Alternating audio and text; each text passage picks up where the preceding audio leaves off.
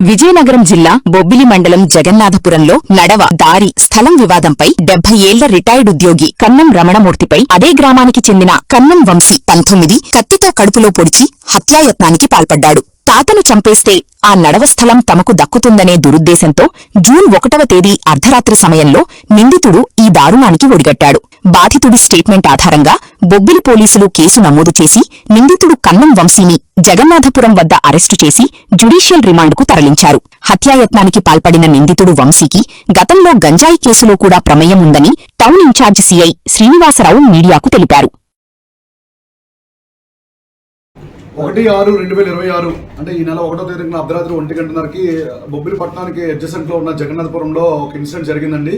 ఒక 70 years రమణమూర్తి, కన్నం రమణమూర్తి అని ఆసామికి వరుసకి మనవడైన వ్యక్తి కన్నం ఏంటంటే ఇంటి పక్కన ఉన్న సందు గురించి వాళ్ళకి వీళ్ళకి డిస్ప్యూట్ ఉందని చెప్పేసి ఆ వ్యక్తిని చంపేస్తే నాకు ఇన్ ఫ్యూచర్ లో ఆ సందు కూడా మాకు కలిసిపోతుందనే ఉద్దేశంతో నేను అర్ధరాత్రి 1 గంటన్నరకి వాళ్ళ ఇంటి తలుపు నెట్గా కొట్టి అతను లేపి వాళ్ళ అబ్బాయి గురించి అడిగి ఎవరు లేరని కన్ఫర్మ్ చేసుకున్న తర్వాత అతనితో తెచ్చుకున్న వెపన్ తోని అతను స్టాప్ చేశాడు.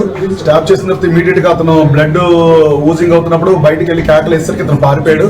ఆ తర్వాత సబ్సిక్వెంట్ గా హాస్పిటల్ అడ్మిట్ అయ్యాడు. బేసింగ్ ఆన్ స్టేట్మెంట్ మేము అటెంప్ట్ టు మర్డర్ కింద కేసు రిజిస్టర్ చేసాము 109 Class 1 BNS కింద. ఆ తర్వాత అతని గురించి సెర్చ్ చేసి ఈరోజు అతన్ని కస్టడీలో తీసుకుని అరెస్ట్ చేయడం జరిగింది. అతనితో ఏదైతే క్రైమ్ కి చేయడానికి యూజ్ చేసిన నైఫ్ ని కూడా సీజ్ చేయడం జరిగింది బిఫోర్ మీడియేటర్స్. ఈరోజు అరెస్ట్ చేసి కోర్టు ముందు ప్రొడ్యూస్ చేస్తున్నాం. కేవలం ఆ సందు గురించి ఆ వ్యక్తిని చంపేస్తే ఆ సందు కూడా కలిసి వస్తుంది, అతను 4 feet సందు కలిసి వస్తుంది ఇతని ఇంటికి అని చెప్పి ఉద్దేశంతో ఇతను హత్యాయత్నం చేశాడు. ఎవరైతే కన్నం వంశీ అన్న వ్యక్తి ఉన్నారో ఇతని మీద ఇంతకు ముందు కూడా బొబ్బిలి టౌన్ పోలీస్ స్టేషన్ లో NDPS కేసు ఉంది. మరో ఇద్దరితో పాటు గాంజా కేసులో CICL కింద కోర్టు అరెస్ట్ చేయడం జరిగింది. కోర్టులో ప్రొడ్యూస్ చేసి ఇప్పుడు ప్రెసెంట్ బెయిల్ మీద ఉన్నాడు.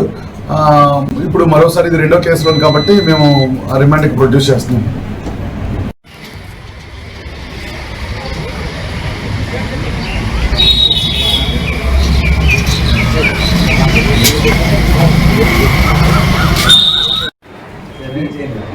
తీరా